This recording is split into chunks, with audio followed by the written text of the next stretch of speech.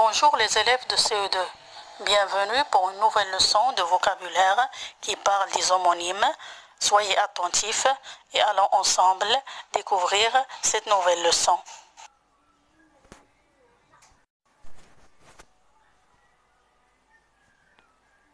Alors regardez bien cette phrase. Je suis allé à Ifrane au mois mai pour voir mes amis, mais ils étaient partis. Je suis allé à Ifrane au mois mai pour voir mes amis, mais ils étaient partis. Alors regardez bien les mots soulignés. Qu'est-ce que vous avez remarqué? Alors ces mots se prononcent de la même façon. Est-ce qu'ils s'écrivent de la même façon? Non. Ils ont une écriture différente ou bien une orthographe différente. On dit que ces mots sont des homonymes. Alors maintenant, on va réécrire les phrases ci-dessous en choisissant la bonne proposition. On a les homonymes se prononcent ou bien ne se prononcent pas de la même façon. Les homonymes ont ou bien n'ont pas la même orthographe. Les homonymes veulent ou bien ne veulent pas dire la même chose.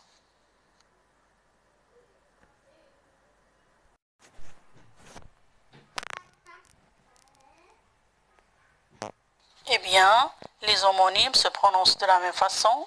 Les homonymes n'ont pas la même orthographe. Les homonymes ne veulent pas dire la même chose. Maintenant, on va compléter chaque phrase avec l'homonyme qui convient.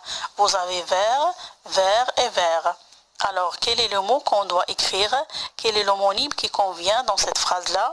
Alors, veux-tu me servir un verre d'eau? Alors, on a besoin d'un récipient. Donc le récipient, le petit récipient dans lequel on met de l'eau, c'est le verre. Il s'écrit avec deux R, E.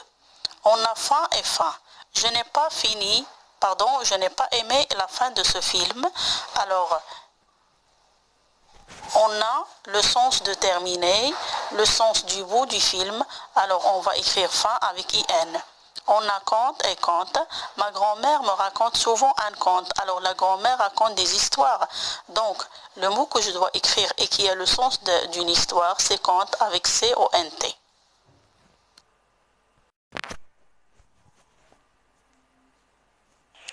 Je retiens, les homonymes sont des mots qui se prononcent pareil, mais qui ne s'écrivent pas toujours pareil. Ils ne veulent pas dire la même chose.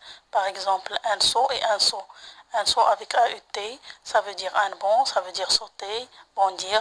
Et un seau avec E-A-U, ça veut dire un récipient, un grand récipient dans lequel on met de l'eau. Un voile et une voile. Alors un voile de mariée, c'est un tissu que met la mariée devant son visage pour le cacher le jour de son mariage. Et une voile de bateau, c'est une pièce de toile fixée au vergue d'un bateau pour recevoir le vent qui fait bouger le bateau.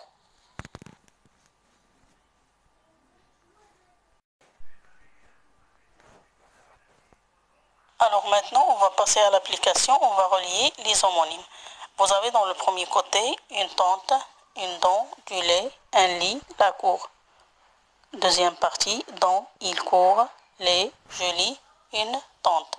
Alors, je relie une tente avec E, avec une tente avec A. Mais le premier mot avec E veut dire un abri d'une matière souple tendue sur des supports mat, piqués. On a la tente de camping. Deuxième mot avec A, qui veut dire la sœur du père ou bien de la mère, ou bien aussi la femme de l'oncle. Maintenant, une dent et dent. Alors, une dent, ça veut dire un organe annexe de la bouche, dur et calcaire qui sert à mâcher. Et vous avez dent avec ANS, c'est une préposition indiquant la situation.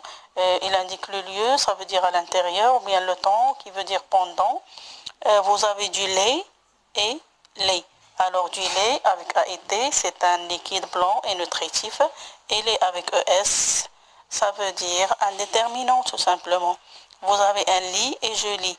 Alors un lit, c'est un meuble destiné au coucher. Et lit avec S, c'est le verbe lire. Et enfin, vous avez la cour et cour avec T. La cour veut dire un espace clos de murs ou de bâtiments dépendant d'une habitation. Par contre, il court, ça c'est le verbe courir conjugué à la troisième personne du singulier.